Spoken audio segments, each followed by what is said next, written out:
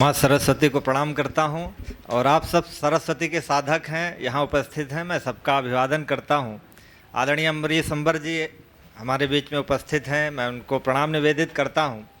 हम सबके बाराबंकी में जो साहित्यिक आयोजन होते थे, एक साहित्यिक अभियान चलता था, उसके केंद्र में अम्बरीश अम्बर जी थे। उन्होंने इतनी श्रम, इतना मेहनत की कि हम कवियों को एक एक छंद, एक एक पंक्ति वो समझाते थे, बताते थे। हमारे यहाँ एक साधना साहित्य संस्थान नाम से गोष्ठी चलती थी, तो जिसमें मासिक काव्य गोष्ठी होती थी, और उस मासिक काव्य गोष्ठी में हमारे यहाँ छंदों को सिखाया जाता था। छंद दिए जाते थे कि आप सवैया लिख के आइए, घनाक्षरी लिख के आइए, फिर हम लोग लिख के ले जाते थे।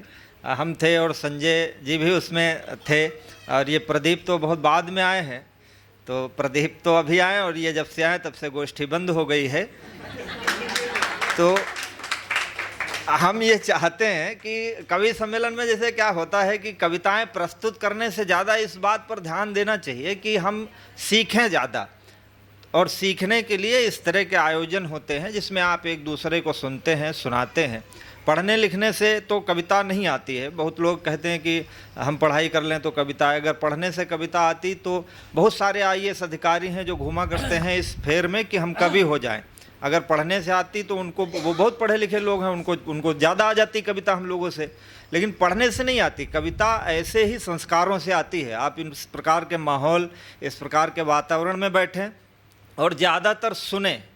कवि सम्मेलन में कविता सुनने से ज़्यादा ज्ञान मिलता है। जैसे आप, ये किसी को इनकार नहीं, अभी ये छोटी बिटिया पढ़ रही थी शानवी, तो उसने जिन शब्दों का, हो सकता, मुझे नहीं लगता कि उसने लिखा होगा, क्योंकि वो घनाक्षरी के शुद्ध शब्दों का, छंदों का प्रयोग कर रही थी, तो इसका मतलब किसी ने लिखा। लेकिन जिसने भी लिखा है उसने उनमें उन चीज़ों को का प्रयोग किया है जो सच में मतलब ध्यान देने योग्य हैं।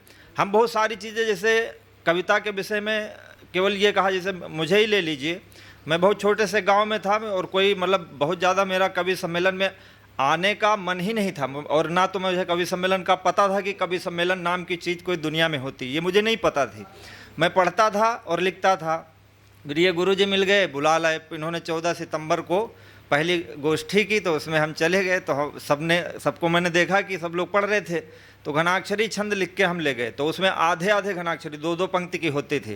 तो स्वर पे सुधा पे है, स्वर के सुधा से है सुवासित शरीर तेरा, साधना की सुच से सृजित सद्भाल है, और मधु से मधुर मन मुकुर में छवि लिए, वंदना की राह में खड़ा म तेरा लाल है। अभी वाह नहीं है, अब वाह आगे है। मैं इतना लिख के ले गया और गोष्ठी में सुनाया, तो इन्होंने हमको, गुरुजी ने बताया कि ये घनाक्षरी का आपने शुरू तो किया है, लेकिन ये आधे है, इसमें 2 पंक्तियां और जोड़नी चाहिए, तब ये 4 चरण इसके पूरे होंगे। तो ये चीज़ें जो है गोष्ठियों से ही सीखी जा सकती हैं, और उसके सीखने के लिए आपको बहुत सुनना चाहिए, बहुत पढ़ना चाहिए। तो पढ़ते तो हम थे ही, पढ़ते पहले से ही थे, मुझे मतलब शौक़ था। ये नहीं था कि कवि सम्मेलन के लिए मैं पढ़ रहा हूँ। बाद में मैंने पढ़ा बहुत दिनों तक, प्रसाद जी को पढ़ता था, दिनकर जी को पढ़ता था, गद्य भी बहुत पढ़ता था। अज्ञे को जब मैंने पढ़ा तो उन्होंने एक बड़ी बात कही जिसने मेरे जीवन की दिशा बदली। वो मैं आपको इसलिए बता रहा हूँ कि वो आपके लिए भी बहुत आवश्यक सिद्ध होगी। अज्ञे ने अपने तार सप्तक के भूमिका में लिखा कि कोई कवि नया प्रयोग करे, कोई कवि कुछ नया नहीं लिख सकता है। अभी जैसे हमारे तमाम लोग पढ़ रहे थे, हमारे एक भाई वो कविता पढ़ रहे थे राम रावण वाली, तो राम रावण की कथा सनातन चली आ रही, वाल्मीकि जी से लेके अब तक चली आ रही, उसमें आप क्या नया कर पाओगे, क्या नया करोगे? बस ये प्रश्न है। तो आगे कहते हैं कि हम वही बातें कहते हैं जो हजारों सालों से लोग कहते चले आ रहे हैं, लेकिन उस बात को हम किस तरह से कहें कि वो नहीं लगे। तो इसके लिए उन्होंने प्रयोगवादी काव्यधारा का विकास किया, जिसमें 7 कवियों को जोड़कर तार सप्तक का उन्होंने संपादन किया, और कहा कि ये कवि जो है ये नई राहों के अन्वेषी हैं। अब नई राहों के अन्वेषी उन्होंने इसलिए कहा कि उन्होंने प्रयोग बदले। जैसे गोस्वामी तुलसीदास जी ने सीता, वो राजा दशरथ के लिए लिखा कि जब वो कोप भवन में थी कैकेयी, तो राजा दशरथ के लिए एक चौपाई उन्होंने लिखी, यस मन गुनहि रावण ही बोला, और पीपर पात सरिस मन डोला। मतलब राजा दशरथ का मन पीपल के पत्ते जैसा कांपने लगा। तो कांपने की उपमा उन्होंने दी पीपल के पत्ते से कि जो कंपन है वो कंपन का की तुलना जो है वो पीपल के पत्ते से की जा सकती। पीपल का पत्ता बिना हवा में भी हिलता रहता है, तो उससे कांपने की तुलना दी। बाद में दुष्यंत कुमार आए। दुष्यंत कुमार ने लिखा कि तुम किसी ट्रेन से गुजरती हो, मैं किसी पुल से थरथराता हूँ। तो दुष्यंत की बात सुनी गई, वो शेर बहुत फेमस हुआ। आप सब जानते हैं क्यों फेमस हुआ, क्योंकि उन्होंने नया प्रयोग किया। अब इसके आगे आप क्या खोजते हो, जिस दिन आप वो आगे खोज लोगे उस दिन आपका शेर पूरी दुनिया में फेमस हो जाएगा। इस बात को मैंने स्वीकार किया और मैंने सोचना शुरू किया। तो फिर मैंने अपने गीतों में, कविताओं में प्रयोग करना शुरू किया। तो आपने मेरे बहुत सारे मुक्तक सुने होंगे, आप लोगों ने सुना। पहला मेरा था कि भोर था प्यार अब दोपहर हो गया, स्वप्न का हर भवन खंडहर हो गया, तुम संवरती संवरती हुई सैफई, मैं उजड़ कर मुजफ्फरनगर हो गया। तो वो बर्बादी का और प्रसन्नता का दोनों की तुलनात्मक व्याख्या। अब बात यह है कि उपमान आप तलाशोगे।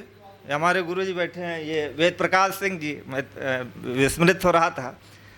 बहुत पहले सुनते थे, पढ़ते थे। इनके भी छंदों में आप सुनिएगा, इनकी भी बात सुनी जाती। लोग उसी बात को सुनते हैं जो नया हो।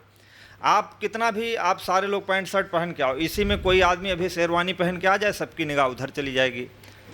तो कविताओं की भीड़ है, बहुत सारे लोग लिख रहे हैं, बहुत खूब।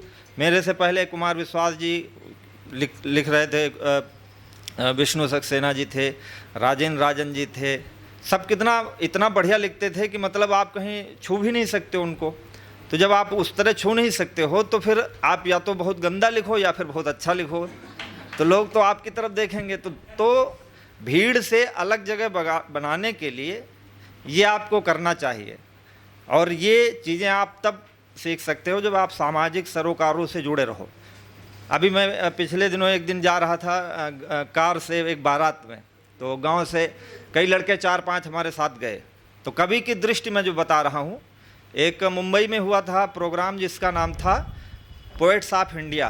तो उसमें कंपटीशन था कई कवियों का, जिसमें एक कवि को चुना जाना था पोएट्स ऑफ इंडिया, और वो खिताब मुझे मिला था। मालूम, उसके निर्णायक मंडल में थे डॉक्टर कुमार विश्वास, स्वरा भास्कर और पीयूष मिश्रा जी। पीयूष मिश्रा जी थे। तो उन्होंने, वो लोग ऐसे देते थे, एक टॉपिक देते थे कि इस टॉपिक पर कविता लिखना है। तो मुझे एक टॉपिक दिया था उन्होंने कि घर में आप किसी लड़की से प्रेम करते हो और आज कहते हो कि घर जाके बता देंगे, और घर जाते हो तो देखते हो कि उस लड़की का आपके भाई के साथ रिश्ता तय हो रहा है। ऐसी स्थिति पर आप क्या कहोगे? तो मैंने लिखा, तो उन्होंने कहा कि ये कविता होती है, मतलब कविता में हिंसात्मक भावना नहीं होती है। ये नहीं कि आप तुम मेरी की नहीं हुई तो मैं किसी और की नहीं होने दूंगा, तो ये भाव नहीं होना चाहिए, हिंसा का भाव नहीं होना चाहिए। और भी बहुत सारे कवि थे। तो उन्होंने यही कहा मुझसे कि जो नया प्रयोग है और नई जो दृष्टि है, वो दृष्टि आपको खोल के रखनी चाहिए। आगे से फिर किसी ने पूछा कि आप